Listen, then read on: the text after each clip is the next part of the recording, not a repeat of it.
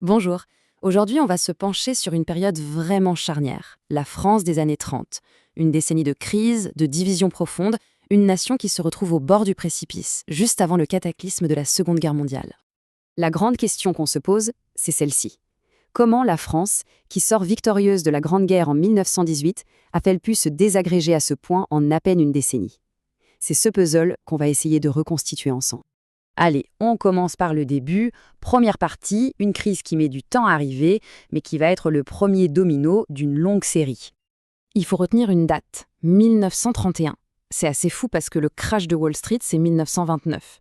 Le monde entier est déjà en pleine crise, mais la France, elle, semble épargnée. Elle n'est touchée que 2 ans plus tard. Et ce décalage, ça a créé un sentiment très dangereux, une sorte de fausse sécurité. Mais alors, pourquoi ce retard? Eh bien, c'est parce que l'économie française de l'époque est différente. Elle est plus rurale, moins dépendante de la grande industrie que sa voisine, l'Allemagne par exemple. Du coup, elle est moins connectée aux flux financiers mondiaux et ça lui a permis, au début, d'amortir le choc. Sauf que cette immunité, bien sûr, elle ne dure pas. Inévitablement, la crise frappe.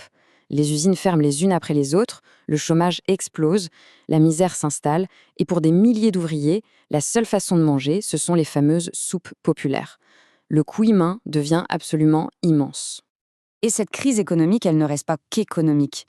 Très vite, elle se transforme en un véritable chaos politique. La souffrance des gens, ça érode complètement la confiance dans les dirigeants, et ça ouvre la porte à tous les scandales. Au cœur du problème, on trouve ce qu'on appelle un scandale politico-financier. La définition est simple, mais elle est terrible. C'est quand des hommes d'affaires, des escrocs parfois, achètent l'influence des politiciens pour s'enrichir. La corruption, en somme. Et l'exemple qui va mettre le feu aux poudres, c'est l'affaire Stavisky. C'est une histoire en 3 temps. D'abord, on a l'escroc, Alexandre Stavisky, qui arrose des politiciens pour couvrir ses arnaques. Ensuite, fin 1933, le scandale éclate et il s'enfuit. Et enfin, le dénouement, on le retrouve mort. Version officielle, suicide. Mais personne n'y croit. La rumeur enfle, et s'il avait été éliminé pour qu'il ne parle pas? L'indignation dans le pays est totale.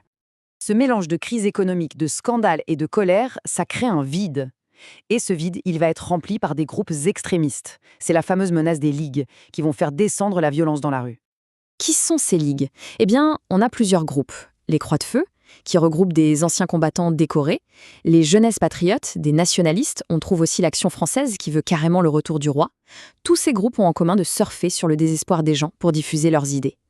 Et leurs idées, justement, c'est un cocktail assez toxique. On y trouve de l'antisémitisme violent, de l'antiparlementarisme, le fameux tous pourris. Il y a aussi la xénophobie, la haine de l'étranger. Et puis, une haine viscérale du communisme, couplée à une admiration plus ou moins avouée pour les régimes autoritaires de Mussolini en Italie et d'Hitler en Allemagne. Bref, des mouvements profondément anti-républicains.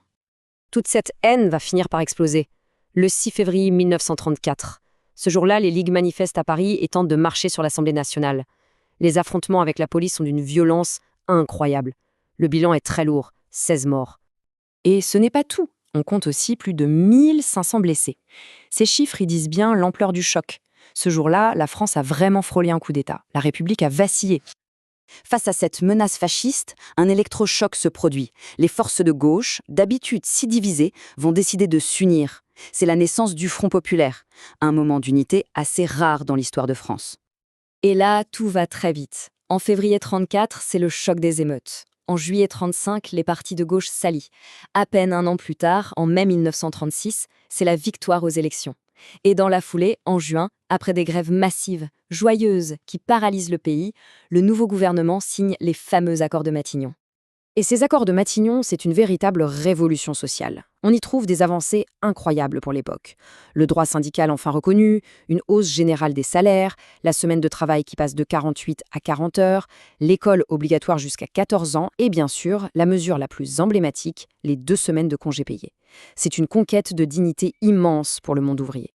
Mais ce moment de grâce, ce rêve d'unité et de progrès, il va être de courte durée. L'opposition est féroce et l'union va finir par voler en éclats.